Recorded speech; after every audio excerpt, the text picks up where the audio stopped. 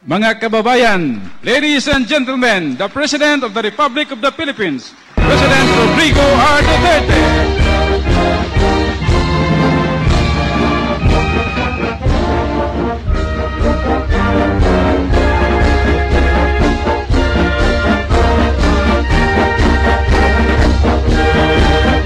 Once again, ladies and gentlemen, President Rodrigo Rua Duterte.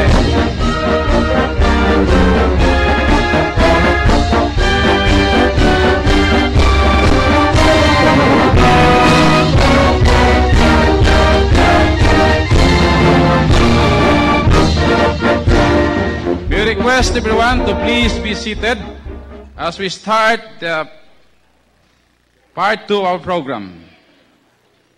To continue, we may call on Attorney Giling Mamundyong to introduce our guest of honor.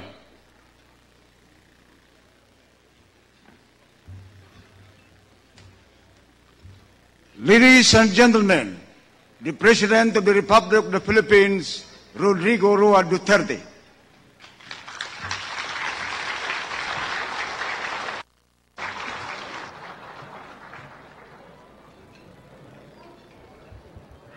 Secretary Yasmin Busranlao of the National Commission on Muslim Filipinos,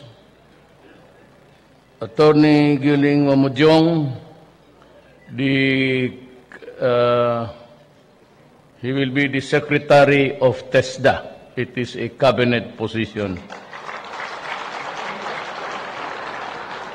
Councilor Halila Sudugar of the Davao City Council, Deputy Mayor Ismail Mike Nakan Alhaj and other Deputy Mayor,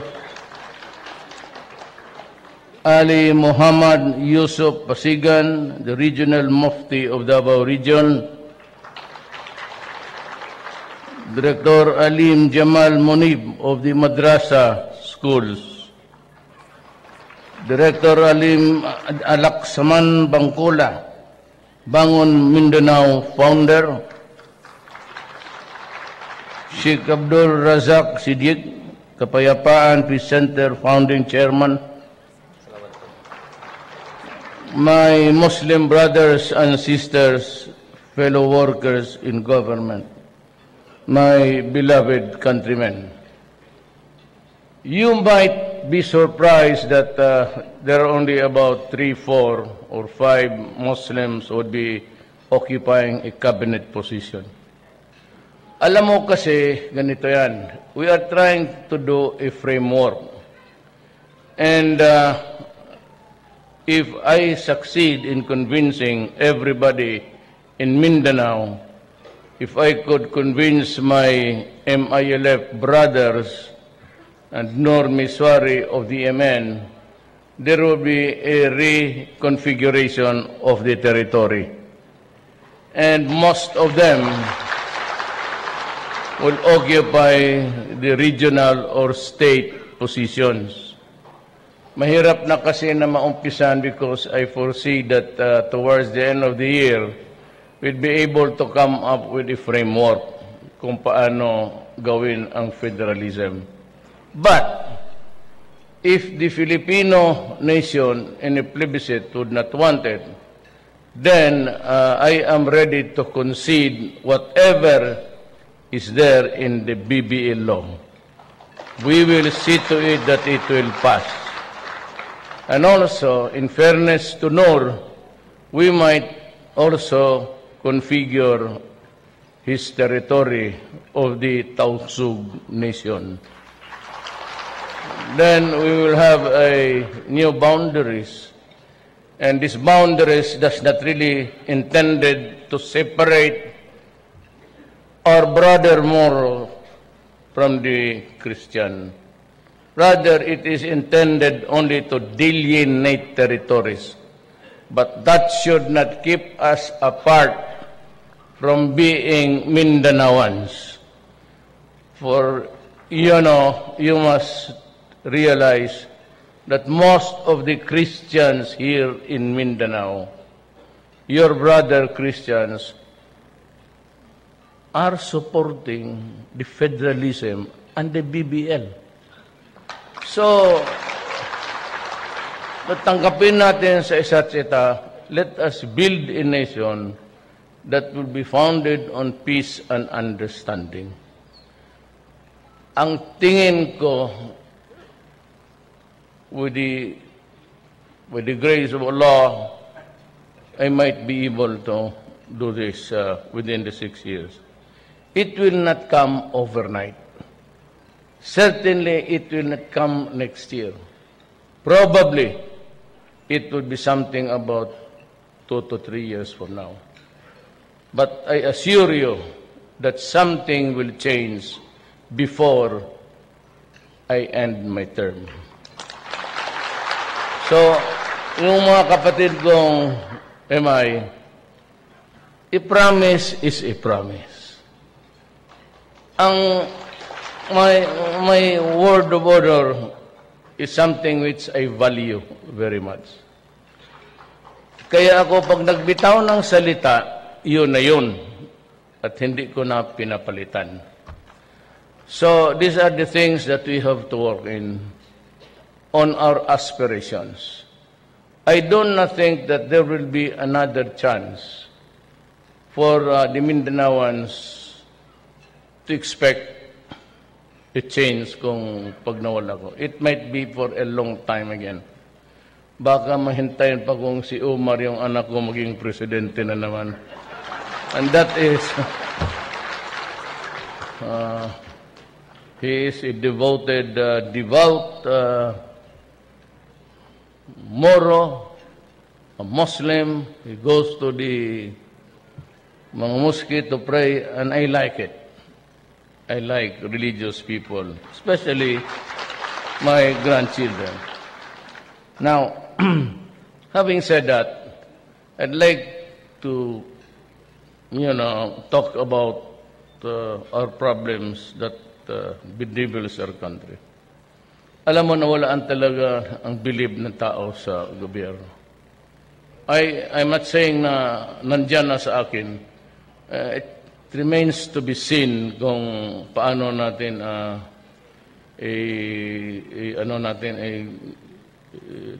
mabigyan ng lunas ang problema.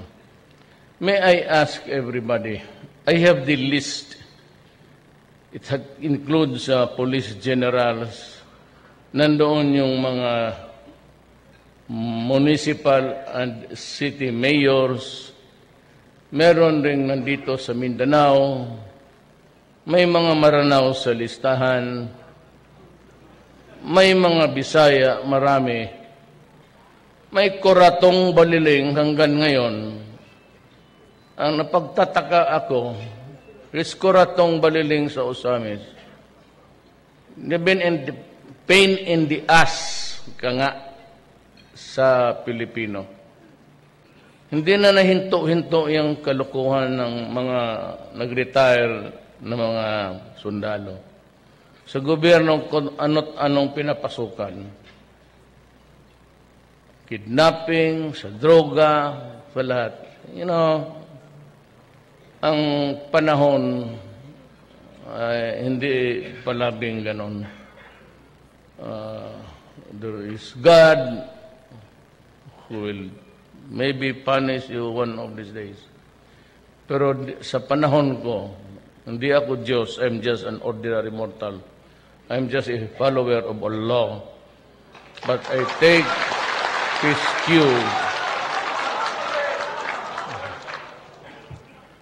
I studied in Catholic schools, but it doesn't to say that I'm not a Christian, actually. I believe in God.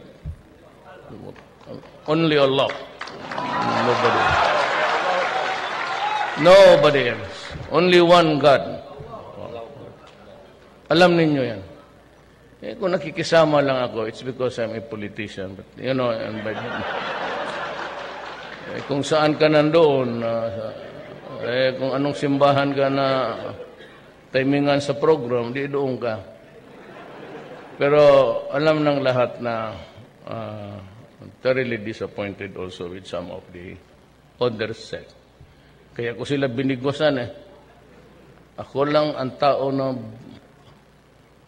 nag-insulto ng mga bisya pati.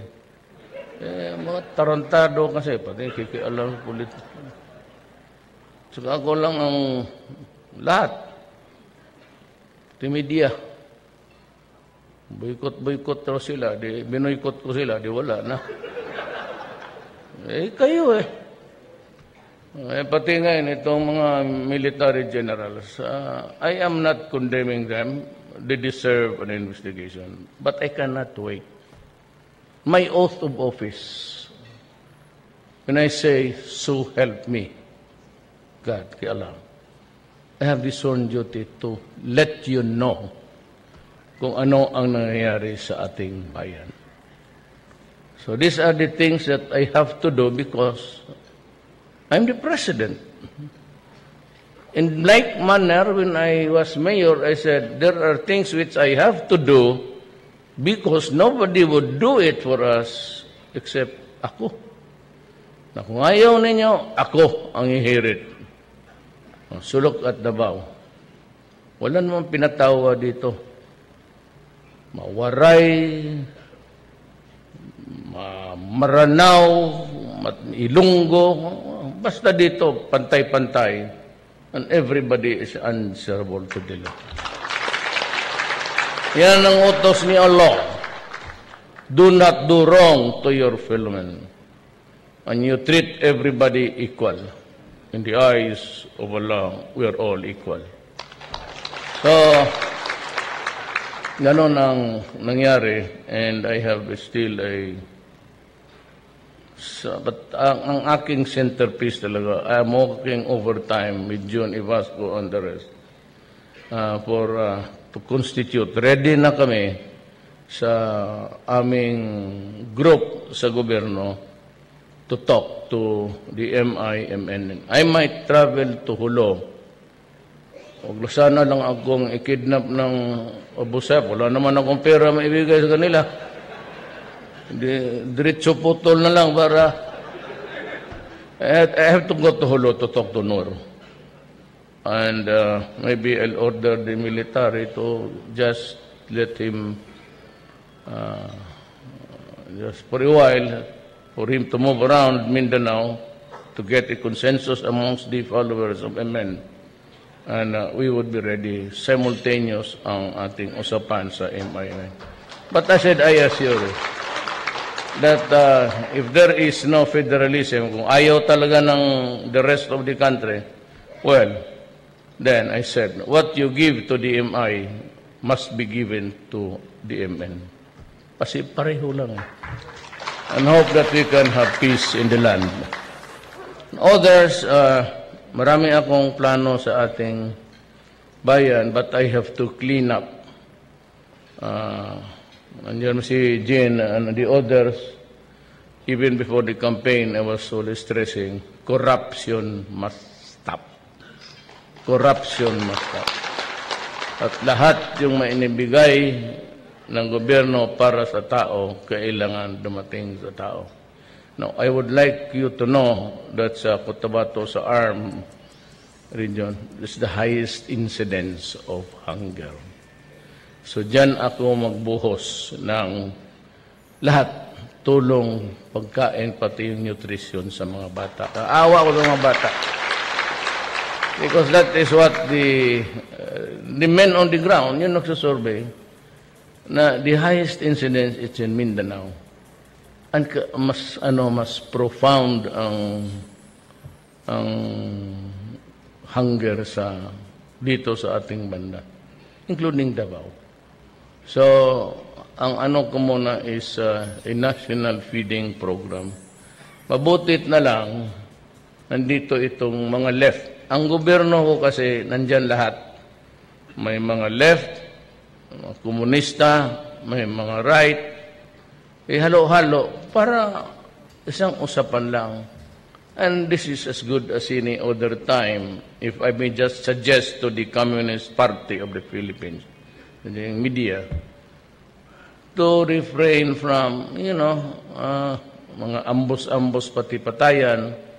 Anyway, we are talking, Kita pinigyan na nga tayo ng a very good example ni Brother Murad na in spite of the non-passage of the BBL, walang gumalaw, and nor is also just having a stand down somewhere in Holo.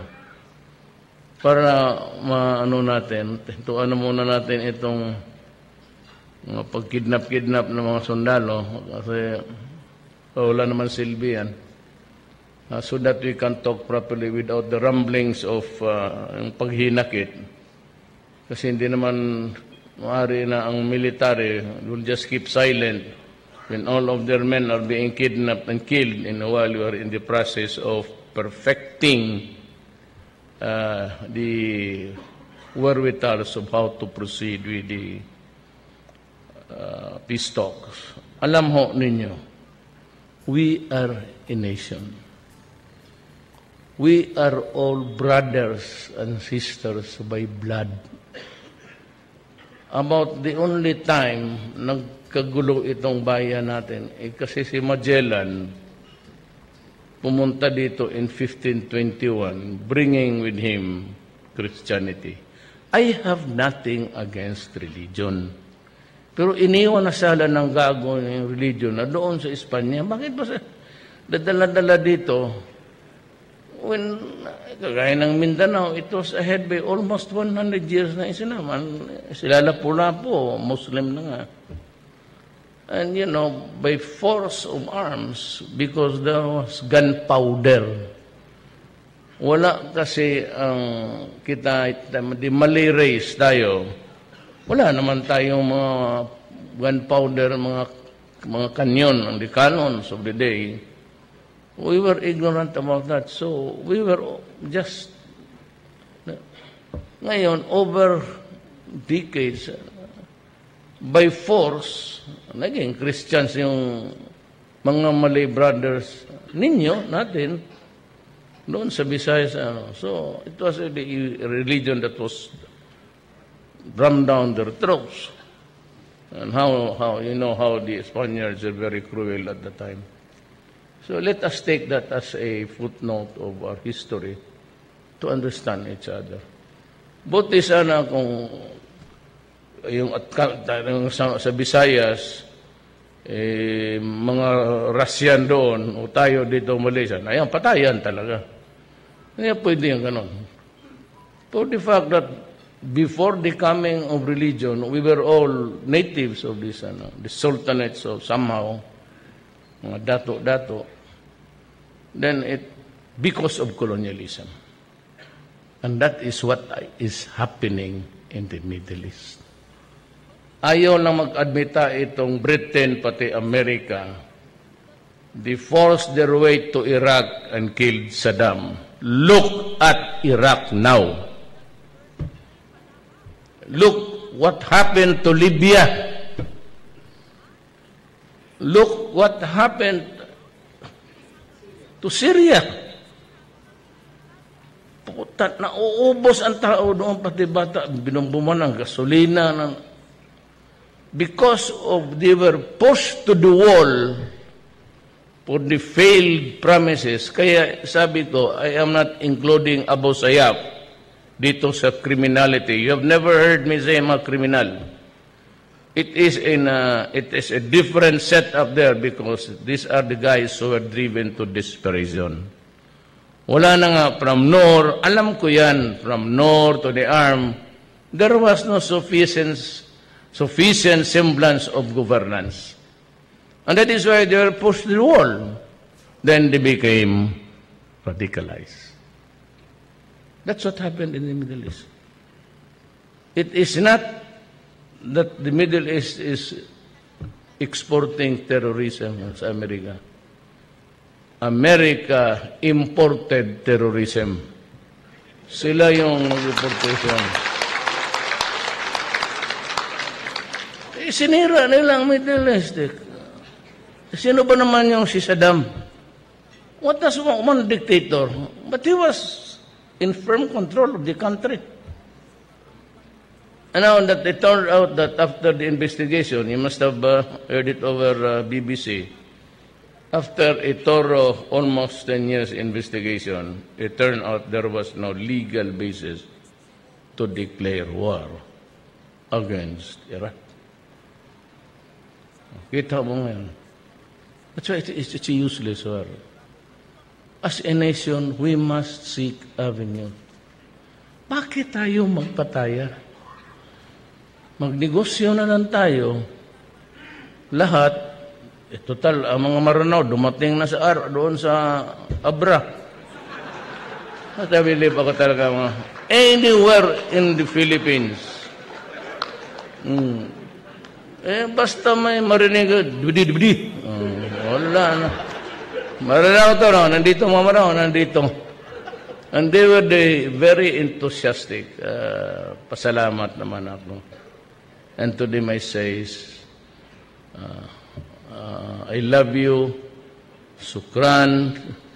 Siya sa side dog mismo, magpasagasa na lang sa mga sakyan namin para lang makalamano. And the love that they have shown, the filial brotherhood instinct really came out. And I love them all, and may Allah give them the abundance of life there. Sila lang yung nandoon, talagang sila, halos just to earn a living. And it is all right for them to be anywhere or everywhere because they are Filipinos and they own this country. Lahat tayo dito at ating bayan to. So, although religion is a very sensitive issue, let us not really do something that will inflame or agitate trouble about religion. We all believe in the same God. I said Allah has blessed us with so many things. There is a temporary lull in violence in Mindanao. Give me a chance to perfect an arrangement and I will be happy. So,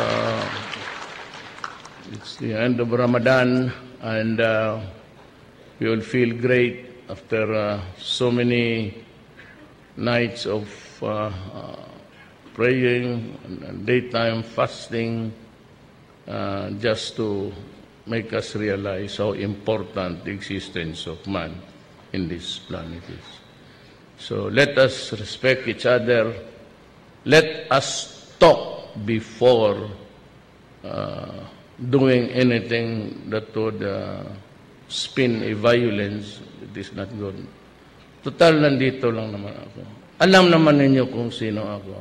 Although my lola came from a humble beginnings, pero alam ninyo. So, with that small string of bandage, medyo maliit na, manipis na bandage to you, let me use it as a bridge. Not only between Christians and no. Let me use it as a bridge for all. To be happy in this world and to the things that Allah wanted us to do. To do good and to believe in Him and to live according to the rules of the Great Almighty. Maraming salamat po.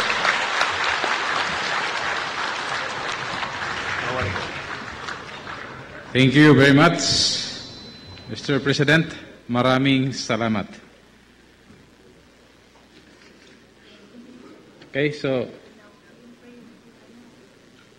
so let's proceed to the closing prayer, closing invocation. But after this, picture opportunities will follow.